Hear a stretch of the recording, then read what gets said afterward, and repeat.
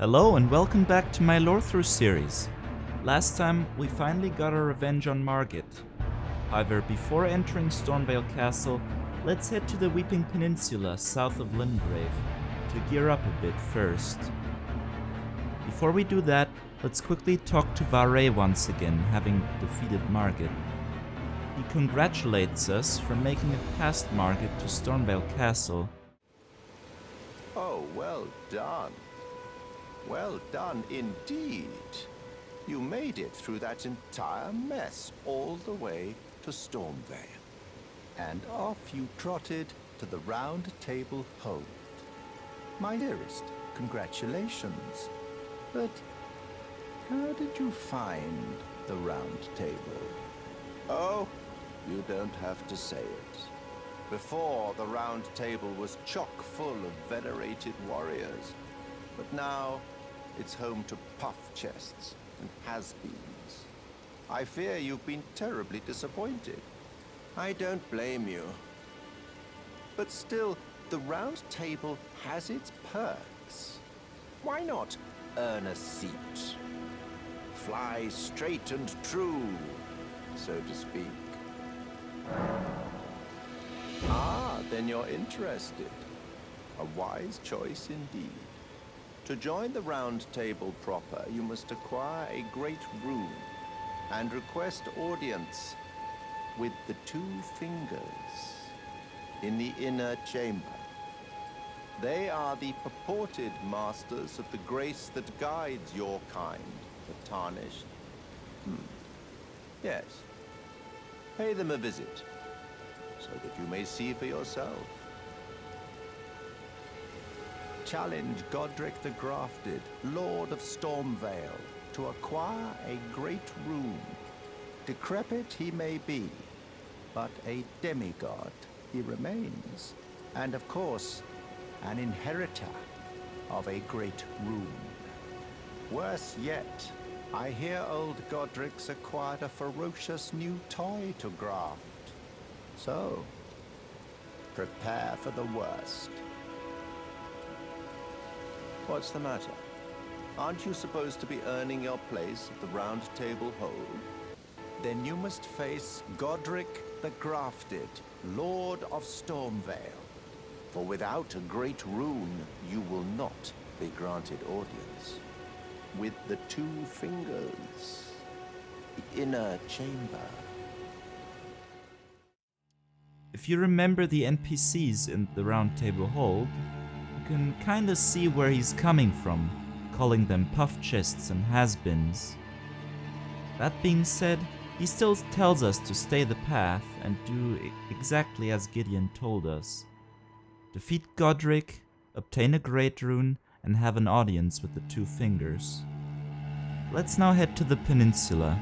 After crossing the Bridge of Sacrifice onto the peninsula, we find a girl who seems lost at the side of the road. Hello? Is somebody there? Might I bend your ear for a moment, please? My name is Irina. I've escaped from Castle Morne to the south. The servants there have rebelled. I can't be sure what it is. My eyesight's been weak since birth, you see. But I swear I heard frightful howling from all over. My good father secreted me out the castle, but decided himself to stay. He says it's his duty. As commander. I fear for father's life. The servants are full wrath, filled with hatred for every one of us. They've since come for every one of the companions I escaped with. They haven't spared a soul. I fear it's no different at Castle Morne. Please, I implore you, would you mind taking a letter to my father? At the castle, my soul wishes that he escape, even if his honor should be the price. Please. I just want him to be safe. Thank you. Dearly. Then please, take this. Deliver it to my father, who remains in the castle, if you please. Please, if you wouldn't mind, deliver the letter to my father at the castle. He can be stubborn, but I'm sure he'll come around. Because she's blind, Irina needs her father to abandon his duty at the castle, to come and protect her instead, since her escorts were all killed and she's alone. She gives us a letter so we can pass this message on to the father. Not wanting to waste any time, we head straight for the castle, only picking up the map fragment and a golden seed on the way. Right next to the castle we find another war monument that details the history of Castle Morne in the age of Lord Godfrey's conquest of the lands between. As first Elden Lord, he had a siege here against a lone hero who fought for his vengeance. However, the hero fighting for his vengeance fell at the hand of Lord Godfrey. We fight our way through this war zone with not just the rebellious servants but also the soldiers of the castle attacking us. Understandable, they serve Godric who hunts Tarnished, and we are Tarnished after all. Edgar, however, recognizes we don't want any trouble as we deliver him Irina's letter. There's a face I've not seen before. I'm Edgar, warden of this castle, as ordained by Lord Godric himself. But you can see how things have turned out. The menials have all rebelled. They gave me good service, or so I thought. But it seems it was all an act. Foul creatures, as it said, and true enough, they're foul inside and out. I'm sorry to disappoint you, but whatever you come here to do, I'm afraid Castle Morne won't hold much longer.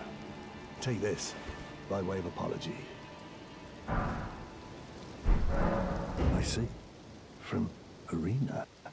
Thank you. I mean, you're dead, but I can't leave yet.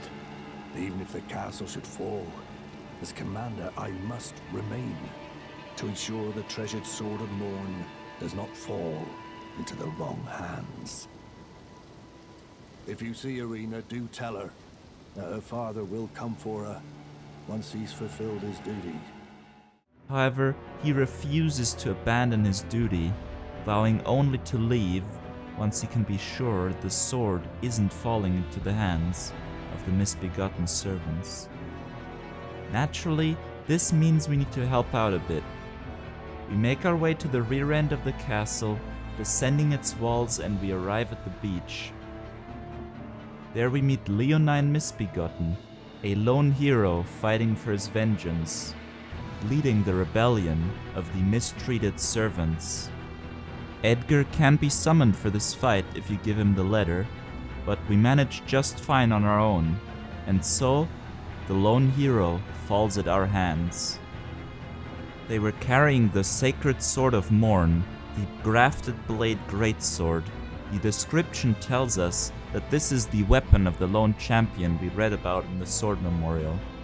The champion was so determined to continue fighting, he grafted the swords of an entire clan of warriors onto his own sword. It is known as a revenger's weapon, burdened with oceans of anger and regret. And the story of the Sword Memorial does seem to have repeated itself. Edgar is content with us keeping the sword, as long as it is out of the misbegotten hands, and he can finally reunite with Irina, who has already been waiting for him. I'm in your debt for keeping the sword from those fallen creatures. I'm no longer bound by duty. Once I've rescued Irina, I will spend my remaining days with her. Thanks to you, I will be reunited with Irina and devote my remaining days to her. Irina has a gentle nature, though. I only hope it remains intact. However, while we were busy getting the sword back, the unthinkable happened. The servants managed to track Irina down and brutally murder her with one of their iron cleavers. We find Edgar mourning over her body. Irina, how could this be? My daughter deserved better. The fault lies with me. I chose duty over my daughter's safety. And that is how fate has answered. I'll find them. The foul wretches responsible for this. I'll hunt them down and exterminate every last one of them.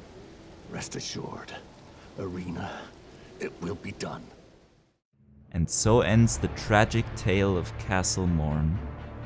The servants go on a murderous rampage as revenge for having been mistreated at the castle, end up killing an innocent girl, while a father chooses duty over his daughter's safety and finds her dead, and then swears revenge on those misbegotten. And so the cycle of revenge continues. Thank you guys for watching this video. Remember to like and subscribe if you enjoyed, and leave a comment for advice on how to improve these videos in the future. I'll see you next time when we talk about the rest of the Weeping Peninsula. Bye bye.